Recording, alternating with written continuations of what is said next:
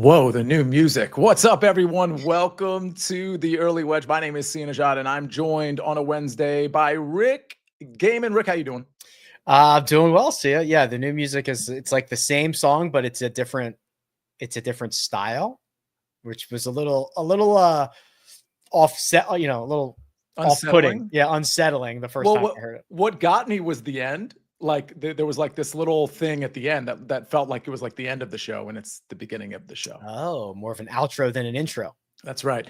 Either way, by the way, a couple of people got a kick out of the Wilson Phillips, Chandler Phillips bit that I ran you guys into on Monday. So just FYI, a couple of people got a kick out of that. I mean, honestly, good. I'm glad.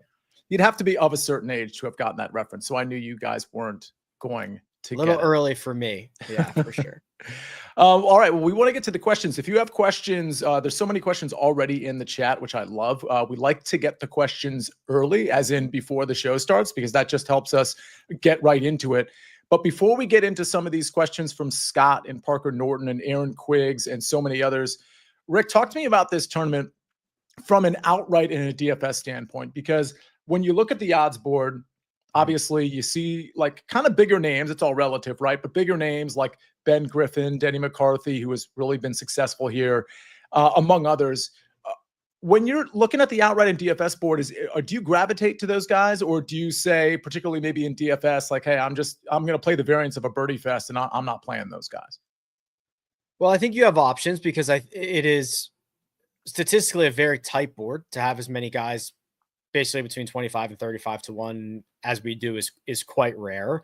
And I think that is going to allow you to play a little bit more of a game theory situation. So in DFS, like, there might be 10 guys that if you were projecting fantasy points are all within a very small margin of each other that are going to have some bigger differences in terms of projected ownership.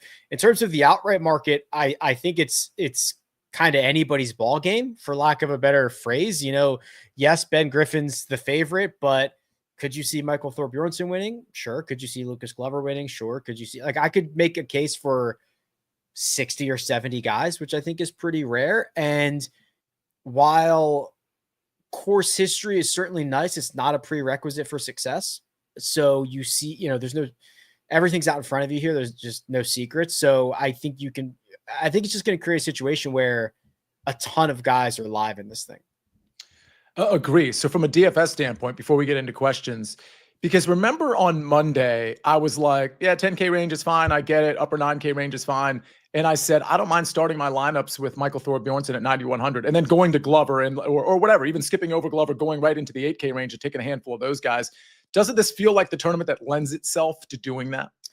Yeah, because I do think there's a pretty significant drop off at like $7,000. So the other way of doing it, starting with Griffin, or if you really wanted to, if you like Griffin and Denny McCarthy, would put you in a pickle in terms of having to go down into a part of the board that I'm not as comfortable with. So yes, it allows you to stay out of the sixes and also get a bunch of those, just a bunch of those guys that have like a pretty decent win equity.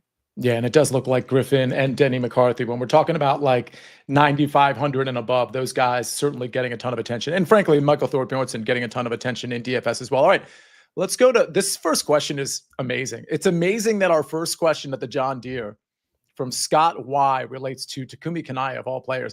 Do you like Takumi Kanaya to make the cut? No, I do not. I don't either. He's just not playing well enough. And it's in a way that like he's lost strokes on approach in 5 straight, and that's almost a non-starter. And then the fact that 4 of those are missed cuts, and then his best finish is a T46. It's just like I don't know what the case to make for Takumi is. Well, that's sort of what I'm kind of wondering, like where that question came from. Like we know sick. Yeah, we know Takumi Kanaya largely from, if you're betting the Japanese market. We even have a question about that market from, who was it that asked about top Japanese? They liked Ryo Hisatsune. Oh, Shadow Meg or Moog, whatever it is. He says, just wondering what everyone thinks about Ryo in the top Japanese market, which, Rick, is like plus 135, plus 140. It's Ryo Hisatsune, it's Kanaya, it's Onishi, and Hoshino. Yes. So here's the problem. Kanaya, to me, first of all, I think Kanaya might profile like kind of well because he's accurate off the tee. He's not like super short, whatever. But none of those other three guys outside of Rio are playing well at all. The problem is Rio's not playing particularly well either. Like, I kind of liked him going into this tournament, but he's doing it a lot with the short game. So I do like the number, and I do think he's going to win, but I don't have a ton of confidence with it. What say you on Ryo Hisatsune?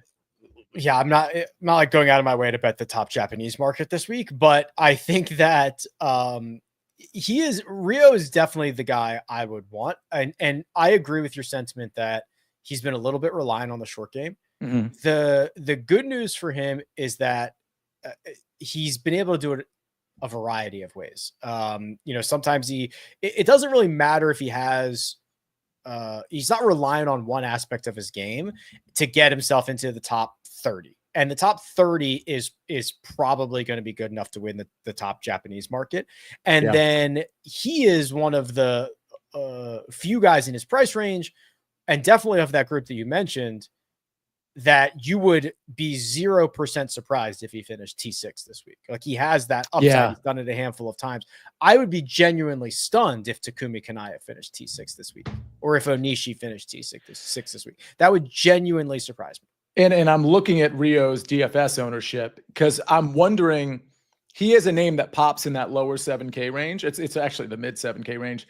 He's got more ownership than I actually would like. Not that I would have expected, but would like. I mean, I'm seeing it on Rick Run Good, Rick, at almost 9%. So yeah, this was not a DFS question, but there's no way I'm like a guy that I was already lukewarm about. There's no way I'm playing him in DFS either, even though I agree with your sentiment about upside. Your thoughts there? Yeah, there's just some guys down there that are getting, a handful of guys are getting a lot, like, Kevin Roy, nearly 10%, Emiliano Grillo, Sammy Valimaki, Lee Hodges. Like, it's just really accumulating around a few names, and Rio is one of them. And when there are 60 guys in the 7K range and a lot of really similar players, it's hard to play somebody who's going to be like double figures. Speaking of DFS, Parker Norton is in here. He says, thoughts on roster construction of Griffin and then skipping the 9K range altogether. Okay, so far I'm with you here. Using Kevin Yu as my 9K. He's saying like almost as a 9K-ish player because I believe he's 8,800. And then Smalley and Hodges. Rick, I don't mind that roster construction because I would think that, most roster constructions are 10K and then 9K and then go from there. It's definitely different. I don't think I love it, Parker, unfortunately. I mean, listen, spend your money however you want to spend your money. I don't love this, right? I mean, Alex Smalley is certainly cooled off. Lee Hodges has been very, very good for a round or two, and he's kind of struggled to put all four together. That's fine if you want to go back to Lee Hodges. I don't care. But I do think that there are, like kind of something similar that I would prefer would be like Ben Griffin, then Lucas Glover is $200 more than Kevin Yu. And then instead of Smalley and Lee Hodges, you could do I actually prefer Keith Mitchell and I don't know, somebody, but I think in terms of the actual roster construction, it is a viable option to do it that way. I just don't necessarily love the names that he picked. Yeah. Interesting note about Keith Mitchell. He's not getting a ton of ownership, which I understand, but he's the type of guy that can just have the ball striking in order. This is like, I'm trying to just do 1 week in, 1 week out. I don't like to play him. I think the stats are pretty skewed because he lost 10 strokes last week and he had gained. He was very good for 10, basically 10 starts in a row before last week. And he is, he's got a really good run around here, or at least a good enough run around here to pop him up on my radar. So yeah, I think he's always too popular because he's a likable guy and he's, always in the mix on Thursday and Friday. So this is kind of a rare opportunity where I have invested in Keith Mitchell. Yeah, I like it. And I love what you said, by the way. I think people who model, and I do a little bit of modeling, but a lot of times, Rick, I'm looking at your site and I'm looking at the granular stuff.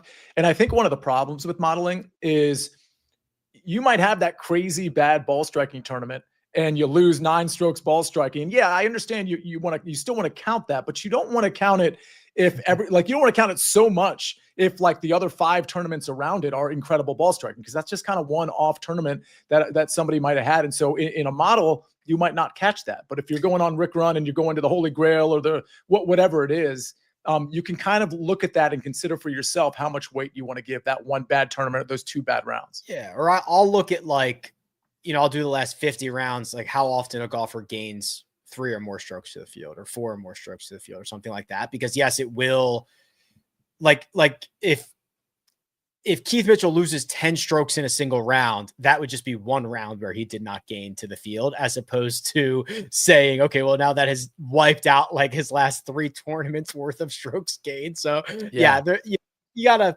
look at it a couple different angles. Yeah, context is key. All right, ladies and gentlemen, we are going to answer the rest of your questions. Continue to put questions in the chat, whether they're DFS or betting, or maybe there's a 3-ball or 2-ball or tournament matchup you like.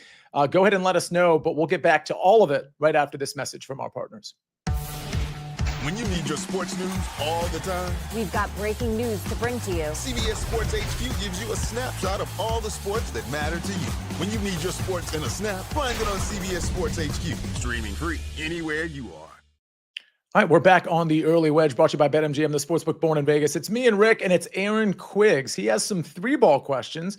And I think he's asking, like, which of these 3 balls do you like, if any? So he's going to start with, now you don't have the numbers next to him, Aaron. So you've done a good job laying out the 3 balls, but because you don't have what the price is, it is hard to determine what we like here. But he has Denny over Toasty and Higgs. Great. You over List and Malnati. Great. Roy over Celinda and Laird. Hubbard over Ryder and Blair. Rick, what do you like here? No notes, I don't think.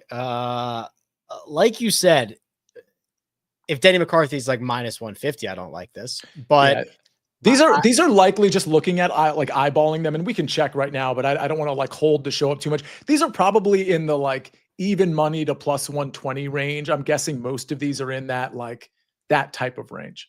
Just name wise, he has gotten the right name of the 3 in each one, in my opinion. I mean, Malnati and List, they're kind of broken. Celinda's a little bit concerning.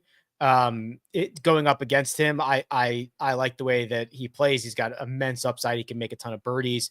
That's the only one that really stuck out to me. But no, I'm with Aaron here. This looks pretty solid. Yeah, I'm looking at the 3-ball numbers now, but yeah, none of these I necessarily want to bet. I mean, I did put something out on the Early Wedge Best Bets show. It was Emiliano Grillo tomorrow in a 3-ball at even money. And I can't right at the moment, I can't remember the 2 guys. I'll let you know later on in the show, the 2 guys I was fading in that 3-ball. But of these 4, if I had to pick one I liked the most, and again, I'm assuming the Kevin Roy one is actually a better number than even money to plus 120. It's probably closer to plus 140 or something like that. If it is, I kind of like that one. And Hubbard over Ryder and Blair. I think that's probably my favorite. I think Hubbard's consistent enough, and Ryder's just kind of been in a tailspin. Zach Blair's not really doing anything for me. So I think that the Hubbard one's probably my favorite, Rick. Yeah, Hubbard's been great, and he's played well here in the past. So yeah, I'm cool with that.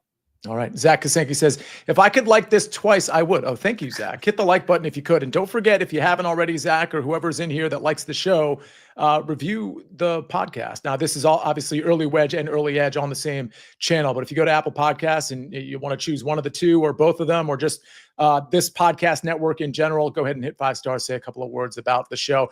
Let's see. What's the question? Sia, in terms of actually winning this tournament, do you think Thurston Lawrence or Echeverria can really do it? I just can't touch Griffin at plus 1,600 or so. Rick, I really like Lawrence. Was on him last week. He was a big DFS play for me. I jumped on him live. I had him in the top 20 market at plus 380 last week as well. Like, I'm in on Thurston Lawrence. Echeverria, I get it. I also don't really want to bet Griffin at plus 1,600. What are your sentiments here? Positive sentiments on both of these guys. Lawrence is that goes back. I mean, within his last 4 starts, he's got like 2. He's got like a major, I think he's got Detroit, and I think he's got 2 DP World Tour events, and he's playing great golf, and we've seen like he's awesome. Mm-hmm. I like Nico a lot as well. I tend to stop short about being excited that either one of them can win. I think if I did need to choose one in the outright market, I would prefer Lawrence, but I think both are going to be great. Both are going to have very nice finishes, beat expectations, but I don't love the outright market for these guys. It's interesting because Thriston opened at, Sunday night. I think it was only DraftKings that comes out with those odds first. I'm pretty sure he opened at 70-1. And then later he got on across the board. Like I'm talking like at this point, FanDuel and MGM have their odds out. But DraftKings had him at 90-1 and then 80-1. I don't even know where he stands now, but it's funny because the number fell and then it kind of regrouped. So I think that's interesting. But Lawrence was in the conversation last week, and the way I think he did, you're right, Rick, in terms of the small sample size, yes, but I think he did find something on approach and with the putter in particular, maybe when he was over on the European Tour at the Soudal Open in particular. And then when that translates over to the PGA Tour, that's when I really start to pay attention. He's just a very good player. I see him at 80-1, and Josh is telling me BetMGM has him at like 66-1. Yeah. That's probably my money moving the market. Just kidding. I didn't. I don't move markets like that. But yeah, I think he is starting to get a little popular. So some of these books are certainly taking notice with reflecting in the odds here. Shadow says, just wondering what everyone. Oh, okay, we already talked about the top Japanese. Jacob Sharp, thoughts on Higo this week? Had made 9 straight cuts before missing the cut on the number last week. Does his game fit this course? I'm out. Rick? I had made 9 straight cuts before missing. Oh, okay. So that he did miss the cut at the Zurich, but that we can throw that out. Yeah. No, I'm not in on this at all. This is the vintage winners slump. Now he's not a first time winner, but it probably felt like the first time for him. Mm-hmm. And it's been a couple of years and he's been in the doldrums. This is exactly what a lot of these guys do. And he's lost strokes on approach in every measured start since the victory. The putter has, he's lost in 2 out of 3. Like, no, I will need to see something more than missing the cut by a shot then before I get back in on Garrett. Yeah, fair enough. And by the way, Big Boy says Potkeeter smashed last week. Do we get back to the South African at Thriston at 80-1? So you wrote that comment well before we started talking about it. So yeah, he's one of my outrights, Rick. I have 4 outrights. I might add a 5th. I have 4 outrights, and Thriston Lawrence is the kind of the longest of the shots there. Okay, Sites 501 says, what are you looking at for DFS ownership on Knapp? I feel like he might have pretty flat ownership for his price range. Without looking at it, Rick, I kind of agree. What does Rick Run Good say? 14.5%, which would put him, let's see here, like the 9th highest owned golfer. And then as far as the 9K range goes, Denny is going to capture a lot. Michael Thorpe Bjornsson is going to capture a lot. So yeah, that's a very fair number, I think, for Jake Knapp, who has legit winning upside, like very, very legit winning upside. I agree. What's interesting is that Chris Gotterup appears to be getting squeezed if I'm looking at the numbers. Dude, I hate the Davis Thompson. Davis Thompson at 17% is like, I don't know if you could pay me to take that. There's no chance. Coming into the tournament, I wasn't taking him. But after this, no. It's shocking. So yeah, it's the fact that you've got Thor Bjornsson down at the bottom of that range, Glover, and then I guess maybe the past champion thing with Davis Thompson. It's Sung Jae and Chris Gotterup are like, and those are 2 guys on 2 completely different trajectories right now. I think it's interesting to start a lineup with Knapp and Gotterup and go from there, because that will be a construction that it doesn't look like anybody is going to start with, and it leaves you so much room because you're starting at 9,300 and 9,400. You know what the optimal lineup cost last week? I think you had me guess this on Monday. Did you guess it? I was close. I said 44,800 and you said 44,400. Yeah. And I think the week before that was like 46,000. I think the week before that was like 43,000. I don't know. I just like, it is not considered enough to just like start in the 9K range and leave like $4,000 on the table. Like, I did completely okay. I did a lineup before the show and I left 1,500 on the table. I basically started in the low 9K range and then I just started stacking 8K guys and then a couple 7K guys I liked, and that's a wrap. Granted, it was in it's not like that wasn't like a $200 single entry lineup. I'm probably not going to do that there, but it was it was $5 in some like random tournament. But I think those lineups are certainly viable. Joseph Boza, he's referring to Potgieter winning at 110-1 and also referring to Ben Griffin being 14 or 16-1 this week. Rick, did you find yourself from an outright standpoint going down the board? And if so, where was that sweet spot for you? Was it in the 30 to 40 range or even longer or shorter? I only made 2 bets for this week. It was Ben Griffin, I got at 16, and Michael Thorbjornsen at 30. And for me, it was all of those guys from like 25 to 35-1 are very similar. And I just wasn't going to miss the potential. Like if the Thorbjornsen thing is real and he found something and he's now going to one of the better spots for him that we've seen so far, like I just wasn't going to miss out on that. Mm-hmm. And then I think Ben Griffin is like amazing at golf. Yes. And I just love the guy. Like I love the story. I just have nothing bad to say about him. He just finds a way to be involved every single week. The stat profile is absolutely insane. So I just went with those two. When I simmed this out 1,000 times, 60 different golfers won. That's a ton. I didn't have anybody win it more than like 8% of the time, maybe more than like 6% of the time. It was just wide open. So if you wanted to go fire 8 bets at 100-1 or longer, like I will not beat you up for that this week. I would beat you up for it at like Quail Hollow or whatever, but like I'm not going to beat you up for it here. I totally agree with that. I ended up going in that, like I started with Thorbjornsen, which felt like more of a FOMO thing than anything. Then I went to Bud Cauley, and then I started with the last 2. It was Lawrence and I'm forgetting, but it was one other guy in like the 50-1 range. But I think this is a tournament to maybe take a longer shot personally. But if Ben Griffin wins, like I'm not going to be surprised at all. Thoughts on Norlander for DFS, asks Joe Geo. That's a cool name, Joe. I don't want to play Norlander. I'll say that I understand why somebody would want to play Norlander because he can really pop on approach, but lately he hasn't been very good. And I question, even when he's striking it really well, Rick, I question his upside.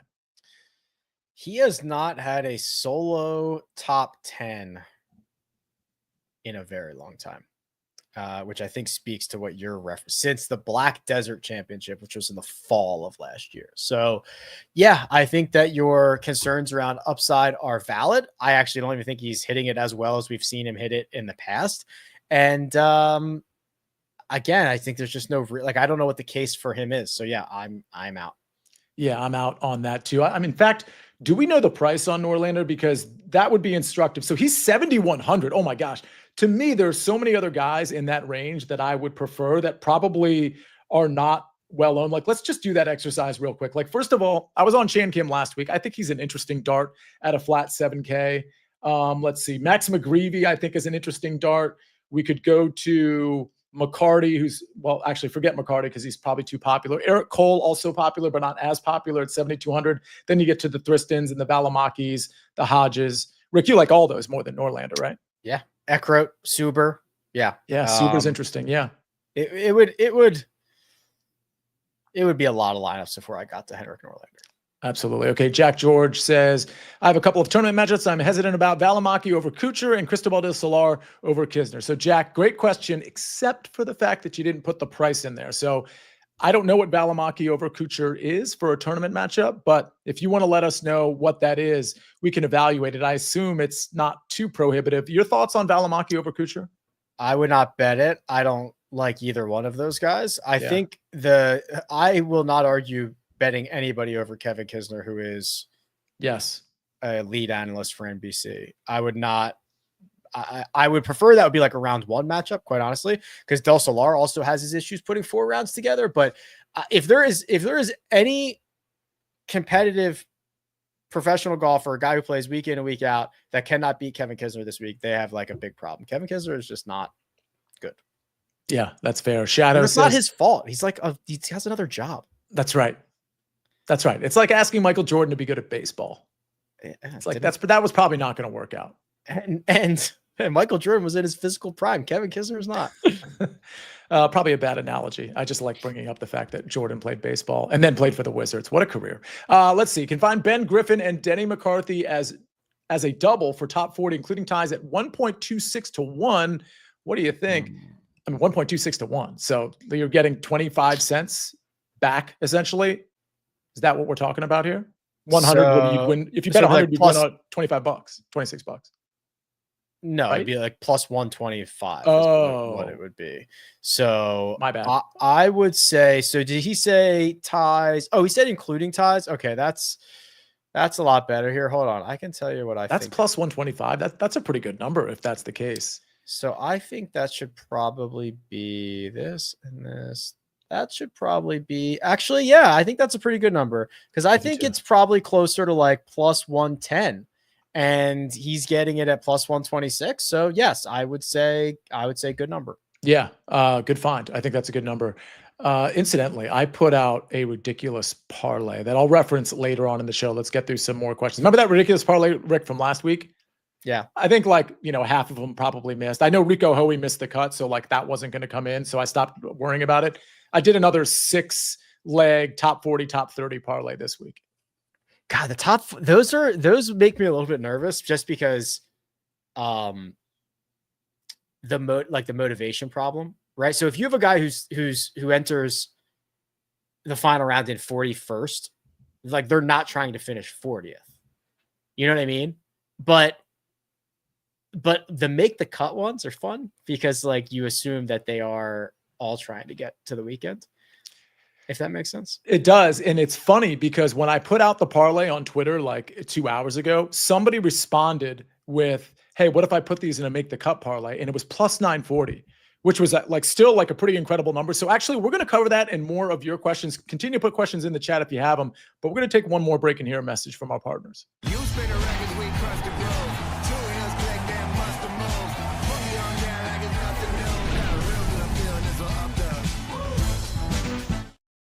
All right, we're back on the Early Wedge, brought to you by BetMGM. Josh, if you don't mind, can you check out the long shot section on yesterday's or Tuesday's Best Bets show? Because in the long shot section is where I housed my 6-leg parlay. Josh, right on it as usual. So here it is, Rick. Top 40, 3 guys. Mark Hubbard, Pearson Coody, and Bud Cauley. Top 30, 3 plays. Kevin Roy, Thriston Lawrence, and Michael Thorbjornsen. This pays 78 to 1 plus 7,800. So 3 top 30s, 3 top 40s. Your thoughts? I want to go bet it. Yeah, no, this is good. Do you know if this includes ties or not? That's the problem because you can only bet this, as far as I know, you can only bet this over at DraftKings. And when you go to the top finish where you can parlay stuff together, because if you look at DraftKings on the including ties stuff, it's only the top 20 market. So you have to go to top finish, which doesn't include ties. Therefore it doesn't include ties. And your payout is going to get extremely reduced if if you have a tie. That's okay. Yeah. I mean, listen, all these guys, which one is most likely to burn you here? So what's interesting is that now the odds would go down a little bit, but I probably could have flipped this and put Hubbard, Coody, and Cauley in the top 30, Roy, Lawrence, and maybe Thorbjornsen I could probably keep. But the fact that I have Roy and Thriston in the top 30 as opposed to top 40, and I have guys like Coody and Cauley and Hubbard up there, I think that might burn me just flipping it. But I think the one most likely to burn me is... I think this is really good. I think it's Thorbjornsen. Here's 100% Thorbjornsen. Yeah. I think the upside is so much there for him, but I also think he could crash and burn this parlay in a lot of your DFS lineup. Just to be clear, and I'm saying this as an avid investor of Michael Thorbjornsen this week, there's a chance he stinks. Yeah. He has played 1.5 good rounds recently, and he's had a year of very bad stuff. And I know he doesn't stink because I know what his pedigree is, and I've seen him hit shots in person, and I know he's got a great team and all that stuff. But there is a really good chance he just shoots 73, 71 and goes home. I don't disagree. There's always one player that I take, that I back, that I like early in the week that I'm I get an uneasy feeling about. And this week it's Michael Thorbjornsen. Yeah, I this has been the quickest meteoric rise to the top of the betting board in that I can remember in a long time. So, we'll see. With that said, let's see. Rick says first round matchup, Thor minus 105 over Day. Not something I'm touching, Rick. No, they're two guys I prefer in longer markets. So Joey B says Jake Knapp at plus 3,500. That's his outright number. And he's asking if he should sprinkle it. So I am considering a quote fifth outright. And Jake Knapp was kind of percolating. So was like Lee Hodges and Grillo. I think Jake Knapp looked really dialed in last week. And it just wouldn't surprise me if he carries that over. He tends to be streaky. Love Knapp. This is a golf course that I think Detroit was a better place for him, but I find him to be a very creative driver of the golf ball who has a lot of shots. And I think that he's going to have a lot of options this week. Maybe he clubs down, maybe he hits driver in a lot of places where he can extend himself. So I don't know. I'm interested to see how he tackles it. Love the talent and I love the versatility. I love what David Talk found. He says 3-ball Thorbjorn Olesen plus 100 even money over Nate Lashley and Matthew Neesmith. Now, without knowing Lashley's history here, I like Olesen. Olesen tends to be one of those names, Rick, that pops up and he's kind of a letdown more often than not. But what do you think about this 3-ball? Yeah, well, he models well. So he's played every time he plays on the DP World Tour, he plays awesome. And then every time he plays on the PGA Tour, he plays like okay. Mm-hmm. And I think he is, or at least the stats say, like he is not as good of a driver compared to his American peers as he is against his DP World Tour peers. And that's the one thing that he's just got to put himself in a lot of trouble positions off the tee. I am cautiously optimistic for Thorbjorn Olesen this week because I know what he's capable of doing. And he's a seasoned pro. He knows how to get the ball in the hole. So those other two guys, I like just have no positive things to say about. I've got like a couple of good things to say about Thorbjorn. Remember when Naismith was like an up and coming, like ball striker? Like, what are we talking? Like right around COVID time, or maybe immediately prior to COVID, or right like 2020. He was a guy that like in tournaments like this, you were dialed in on Naismith. He was like a top 25 tee to green player. And then I think, what I think happened is I don't remember what year it was. He got hot. He was hot for a long time. The fall season ended. And then there was like that 3 months off and he just like could never get it back. And he just has not hit it remotely close to as well since then. Yeah, it's crazy. Guys like that, you feel like the ball striking is to some degree going to stay, and it's the other things that might, tail off. But some of these golfers just come and go. It's a hard game. It's hard to keep your card. So, and everybody's just getting better. So guys like Naismith are just getting passed really, really fast over the last 3-4 years. Chris Kish says, "Hey guys, coming in late. Any updated input on Siwoo Kim?" He's an interesting play that I think we talked about on Monday, Rick, as like, hey, nobody's really interested in playing him. Nobody really knows what's going on with him. Siwoo Kim, any update on him? Like, how you feeling? Not great. I will probably be one of those people that are not playing him. I have a lot of concerns over however he starts the tournament is how he will finish the tournament. Meaning motivation and willingness to grind. I also, he just, no matter what he has done, and he has tried everything, he just cannot figure out the putting surfaces right now. Yeah. -4 in his last 3 starts. And I think what I would like to see is like him start to get some tangible putting, even just be a 0 a couple times in the next couple weeks, and then try again at Wyndham. But I probably will not be all that interested in Siwoo before that. So Joey B pointing out that Chris Kirk is also plus 3,500, and talk about a profile that's like really trending, and it could be Chris Kirk season here. Any thoughts on him at 35-1? I mean, obviously very easily could have won last week. Ball striking is slowly getting better over the last couple of months. I'm going to take a beat because I want to see how he responds. There's some guys respond to like playoffs and close calls in a really weird way. He had multiple chances to win that golf tournament in regulation, didn't get it done. Yes, he's got 2 good starts in a row. I don't know if that third one is coming after probably a pretty draining Rocket Classic. So I'm going to just press the pause button, but it'll be quick. Like if I see signs of life, like happy to get right back in on Chris Kirk. Eric Cohen last week at the Rocket had Max Grazerman. He had like 4 outrights, and 2 of them were Max Grazerman and Chris Kirk. And he's texting, like, me and Patrick are on a group text with him, and he's texting us like, oh, this is probably going to end poorly. And then Chris Kirk misses that putt and it's down to 1. And you just got to feel snake bitten when that happens. That's actually crappy. Yeah, that's really bad. He had, and the one he had on Max was like a really big ticket, a really big payout, because he had parlayed it with some tennis matches, and it was gonna, yes, he does that, and it was gonna pay out something like silly. Was he able to get any of it? Like, was he able to hedge at all? Was he specifically decided not to hedge? Okay, well, good for him. And that's what people do. I told him, we talked about it on the Tuesday Best Bets show. I was like, considering how much you had on it, I probably would have put a little bit on. Yeah, I mean, that's a lot of that is like as a personal decision. Like, totally. So. Chris Kish says, bring back the narrative. I got to get Gigi to sing another Strokes Gain narrative song. That would be really fun. Well, I just need somebody to write lyrics for me, Rick. I'm not as good at that. Well, you're barking up the wrong tree if you're with me, but yeah, somebody should do that. Rick Funcannon says Thor Bjornsson -115 over Kitayama, and I assume that's a round 1 matchup. That one is a little bit more appealing to me, Rick.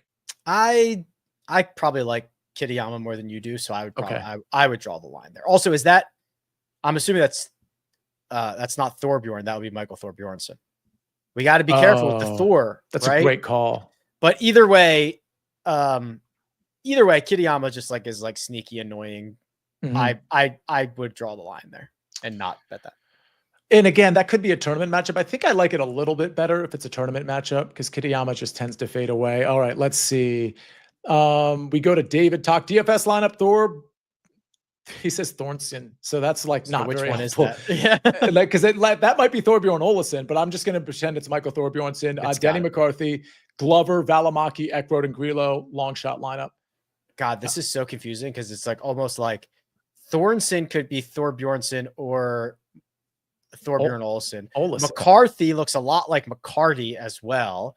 Gosh, this is hard to read. Okay, so I'm not a Sammy Valimaki guy. Me neither. Outside of that, I'm generally fine with this. Yeah, and let's see. In terms of popularity, those top 2 are going to be top 3 are going to be pretty popular. Valimaki's getting some ownership, so that's not like I wouldn't characterize that necessarily as a quote long shot lineup, especially if that's Michael Thorbjornson. I think that would be a pretty good. Yeah. I mean, Eckroat is obviously a guy that's not going to be. Denny and Thorbjornson are going to be like the 2 most popular golfers. Right. And Glover's going to get some ownership at his price with his history. So not super long shot-ish, but I mean, I think it's a decent lineup. Big Boy says at 7,600, are y'all taking Jaeger or Christian Bezuidenhout, or would you go down and take Grillo or Perez at 7,500? Rick, this is interesting because I like Grillo and Perez more. And I'm just remembering, I looked up Victor Perez early in the week, and I was like, okay, something's popping here. Like this is a guy under the radar that I think we should be playing in DFS. I think, yeah, I actually played him. Was it last week or the week? It might have been Travelers or something, but he played well. And yes, I agree with you. The stat profile is looking good. So I probably ranked them like Perez, Bezuidenhout, Grillo, Jaeger is my ranking of those. Fair enough. I would just switch Grillo and Bezuidenhout, and that's what I would do there. Not really big on Jaeger. I'm typically not really on Jaeger. J.K. Johnson says, wind forecast looks stout for Saturday. Who are some of the go-to wind players? Is your favorite question, Rick? You guys' favorite DFS lineups? I guess you got to make sure they get there. That's right. Jake Knapp has like the lowest apex on tour, so that would probably be a good starting point. But yeah, that's a very tricky question to answer considering how wind works on golf courses. When you talk about low apex and I guess like low ball flight would be another way to say that, right, Rick? Can we find that on Rick Run Good? You will be able to shortly. Yes. Coming soon. Yeah, I know. Yeah. So I'm putting the finishing touch. It's literally like shot by shot. So it's a lot of data. So putting the finishing touches on that. I've started to release some of it like as screen grabs in my newsletter recently, but yeah, like, you know, Jake Knapp is like a very, very low, like 50 feet off the ground is like his average apex, which is quite low. All right. Good to know. Let's see more questions as I scroll down. Stephen Moore says Griffin plus 100 to finish top 20. Is that too easy of a decision or because it's a birdie fest? and a shootout, I stay away. No, Ben Griffin has answered every question. Easy courses, hard courses, playing 15 weeks in a row, playing with some rest, yada, yada, yada. Okay. It's not because of that. He might not finish inside the top 20, but it's not because there is anything that is pointing to it coming. It might just be golf and it might just happen. And eventually it is going to happen. But there is nothing that says Ben Griffin is not going to play well this week. Fair enough. This is a perfect question for you, Rick. It's an OAD question. He says he needs a Hail Mary play for one and done, presumably because he's not in the top, 20% or whatever the case may be. And he's listing Thorbjornsen, Griffin, Thompson, that's Davis Thompson, or Bud Cauley, or someone else. Bud Cauley feels like the answer there, right? For a long shot. OAD, I'm talking. So if you are trying to make up ground, the three that you have to stay away from are Denny, who's going to be the most popular, Ben Griffin. So Denny's like 20%, Ben Griffin like 17, and Jason Day is 13. Everybody else is sub 8%. So you can't go wrong. Bud Cauley is like 2%. So yes, that would be a very good option, Doug. If he could go out and snap you off a win. Compared to the other guys that you listed, Thorbjornsen is going to be like 7%. Nobody's using Davis Thompson. And Griffin, like I said, is going to be pretty popular. So yes, I'm very fine with him using a 2% Bud Cauley. Talk to me about Bud Cauley's chances to win, because when I sized up this tournament on Sunday for our live show and our quick look at what was this tournament, Bud Cauley was the first name that came to mind. Now, the ball striking has, I guess, to some degree tailed off. The putter tailed off a little bit, but I mean, that is like a very recent sample. We saw him in April and March, I believe, T6, T4, T5 in pretty solid fields. He seems like the ball striker this course calls for. Yeah, the problem with Bud is he's kind of getting compared to himself a little bit. Like he's not playing as well as he was playing earlier this year. He's not playing poorly. It's not playing as well as those 3 straight top 5 finishes, right? So that was always going to come back down to earth.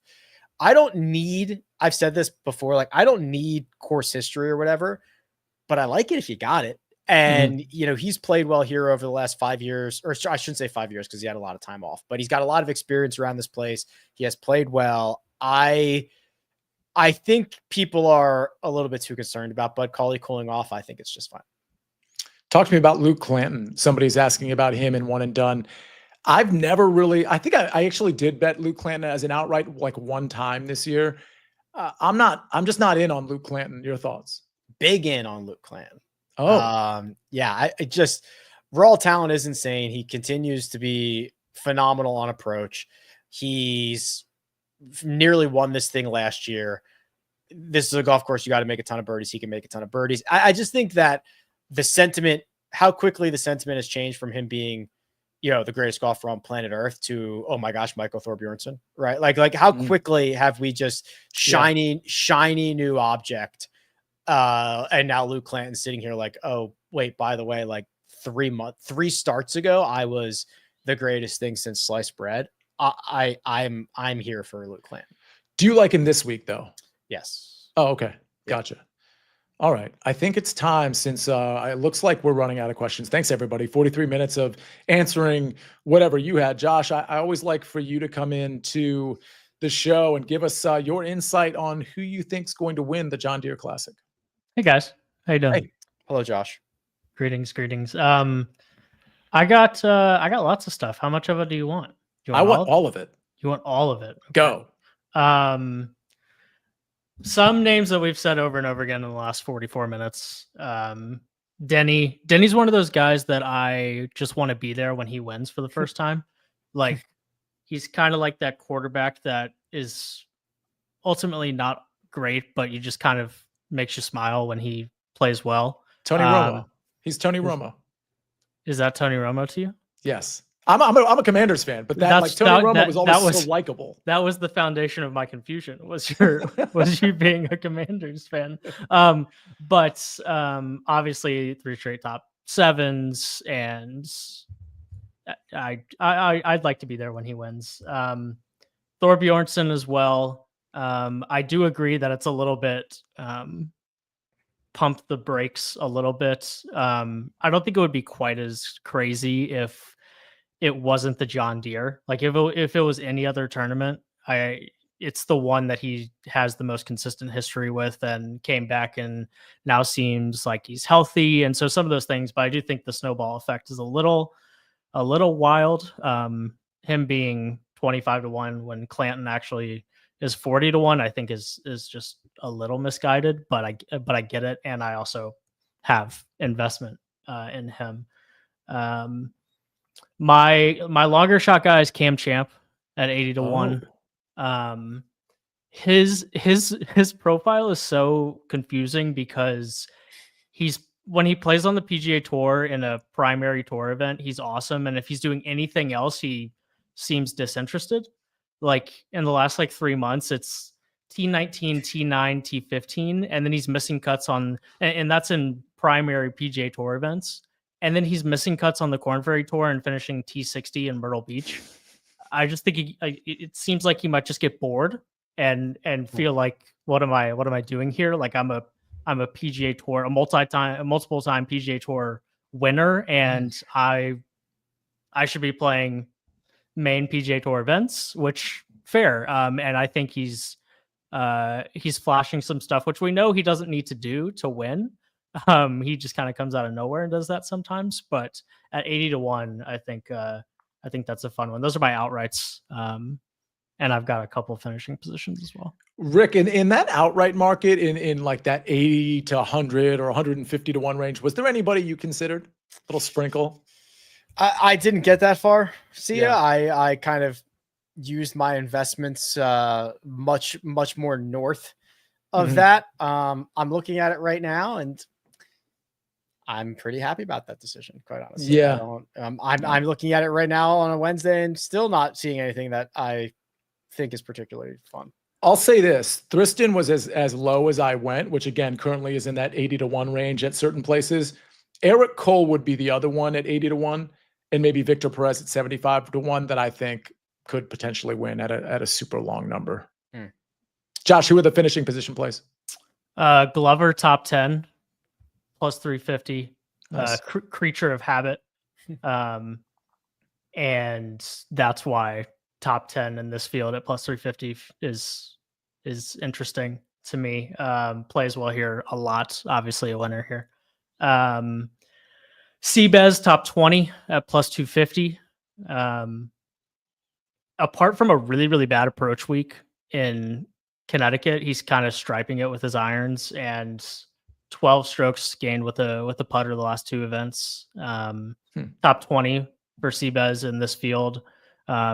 Just hit it straight, roll in some putts. Top 20 feels pretty doable for CBS in this field. And then my favorite guy of the week that I was a little disappointed everybody was on. After I kind of go through my stuff on Wednesday morning, I go over to the Google Slides where we put in all of the Tuesday bets, and I'm like, what's everyone else kind of looking at here?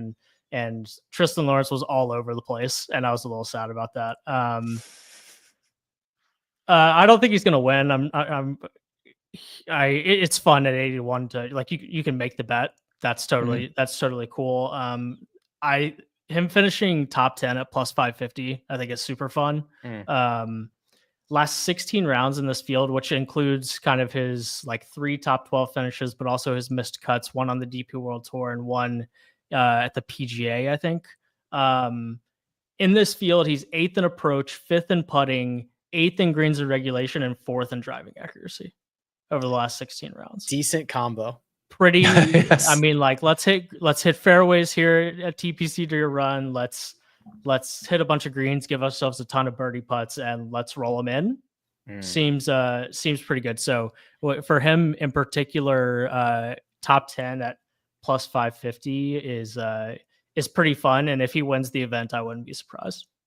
I love that. And for the record, on the Best Bets show, which is in your podcast feed, everybody, or you can watch it on YouTube if you want, with all the visuals, good graphics there too. But I had him conservatively in the top 40 market because that's tends to be what I do, including ties. It was plus 110. But I did mention that's where I started. I did mention laddering it like, which I don't typically do. You typically think about laddering with like receiver props in the NFL, whatever. But like you lower your unit size, you put a little bit on the T30, the T20, all the way down to the T10, and you could potentially hit all of those and really kind of cash in. But I love that, Josh. Tristan, all the way. All right. Rick, any final thoughts before we get out of here? No, enjoy the week. It's going to be great. All right. By the way, the last comment I will read is from Premium Picks 101. Since when did 3 goats get on live? Let's go. Thank you for saying that, Josh. We need you in front of the camera a lot more, but we certainly appreciate you behind the camera as well. Big thank you to Josh Mullenix. Big thank you to Rick Gehman. Big thank you to all of you in the chat. The next time you'll see this show will be the Sunday live chat at 10:30 in the morning, and that's going to set you up for round 4. We had a lot of live plays last week that we hit, by the way, in terms of matchups and finishing positions and things of that nature. Live outrights will be considered there as well. And of course, we'll look ahead to the next tournament, which is the Scottish Open, right, everybody? Yeah. All right. Going overseas. All right. We'll get you out of here, everybody. Thank you, Rick. Thank you, Josh. Thanks, everybody in the chat. See you next time on the Early Wedge.